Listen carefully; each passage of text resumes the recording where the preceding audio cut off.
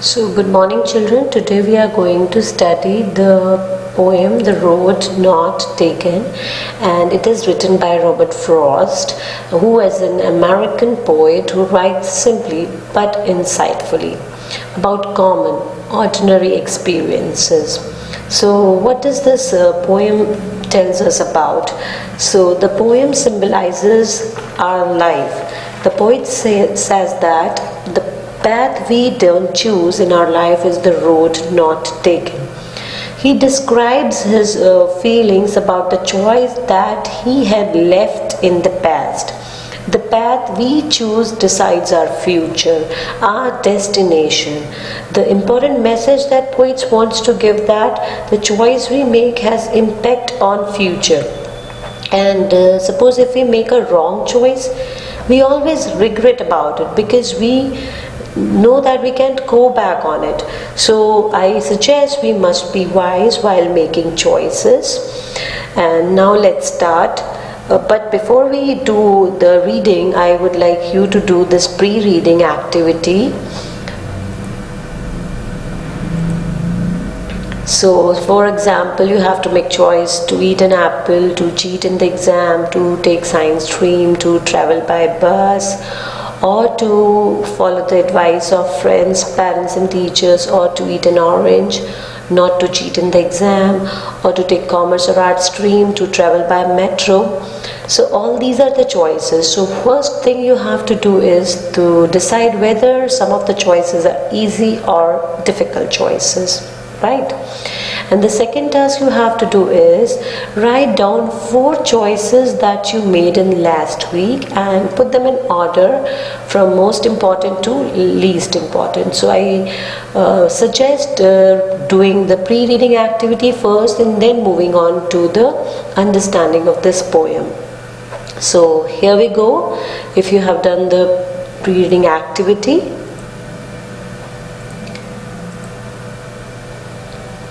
two roads diverged in yellow wood, and sorry I could not travel both, and be one traveller. Long I stood and looked down one as far as I could, to where it bent in the undergrowth. So this is the word like diverged here means is separated and took a different direction. So once the poet was walking down a road and there was a diversion like this way, you can see, and there were 2 different paths. He had to choose one out of them. So as you all know that if you are going to choose one, you could not experience the both at once. And what does this yellow wood means? This means the forest with yellow leaves like this way, which is wearing out and turned yellow, means it has, people have experienced this kind of things. So it represents a world full of people where people have been living for many years. So what this poet is actually doing here? He is like he's trying to choose one of 2 directions to go in life, and he unsuccessfully tries to imagine where each experience will lead him, right? And you never know unless you go onto that path whether this will lead you this way or that way, right? This is what we call future, right? And therefore he's trying to contemplating and observing the paths and taking long time to decide, because he wishes to experience both actually. So this is actually not possible in life, never ever, right? So let's move on to the next paragraph, which says, then took the other just as fair, and having perhaps the better claim, because it was grassy and wanted wear, though as for that the passing there had warned them really about the same. So what does this just as fair means? Means as good as the other one, and the claim means the better option, and the grassy means unused, and wanted where means had not been used. So what does the poet wanted to say through these lines is he felt that both are equally good and started working on one of them.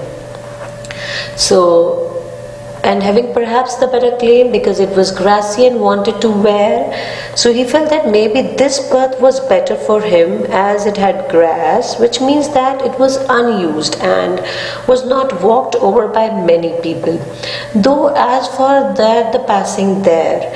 So when he passed through the road, he found both the roads are equally traveled, had worn them really about the same. In this through this line, the poet is in confusion. What kind of confusion he has? He's thinking that whether he has taken the right path, he is in dilemma. Even in our life, don't you think this happens the same with us also? When we take any path, any decision, we think that we are choosing a better option, but it is not the way. Means everything has its own benefits and problems associated, or everything has its own pros and cons. So what I mean to say is he chooses the direction that seems best in the moment, even though both seem equally enjoyable. Neither of life path is overused or conventional, or nor it is unique or unusual. So it cannot be said that it is the better option. You are never ever be able to confirm about your decision that whether you have taken the right decision or the wrong decision. Life will tell you when you fail, or if you get the chance to be through that path successfully, you will say that you have taken the right decision, right? So let's move on. What's the other paragraph says to us? And both that morning equally lay, means the both were had the similar type of leaves and all that. In leaves no step had trodden back, means walked down over. Or I kept the first for another day, yet knowing how way leads on to the way, means how one way lead to another way, we never know which way have to go, so we just follow that. I doubted if I should ever come back. So in this poet is in self-delusion. He said that both in the morning both looked similar to me, right? He tries to tell himself that if this road proves not the right, he will have the chance to return and take the other roads. So yet knowing how way leads to the way, and I doubted if I should ever come back. So here he wanted to say that yet in the road of complete honesty, he knows that he is self-aware that life will probably not allow him to return even if he should wish to. Is it possible for you or do you have the time? Suppose you are in your adulthood and you have taken that step in your teenage. Can you go back to your teenage and get the things over and get the things right if you have done something wrong in the past? I guess it is not at all possible for any one of us to do that. So let's see what this paragraph summarizes. So after choosing one experience, he told himself he would eventually try the other experience, even though he knew it was impossible to go back and try both. So let's move on to the another.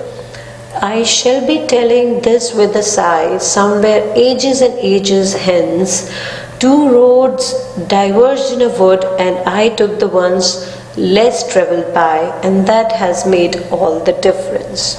So at the later stages of his life, he is thinking about future now, and that he would take a deep breath and say he had two options. So he chose the one which is less traveled, means the most daring one, and the option he chose made the difference in his life, right? So see how this paragraph summarizes to us. He could have enjoyed either life and knows he may regret what he missed. Yet when he is old, and he will tell people he chose the more not worthy and daring plan. So this way it happens in our lives. First of all, we have the choices to make, and then we think that we are choosing the daring one, and while we are traveling that, we think that people have also experienced this kind of experiences as you are experiencing.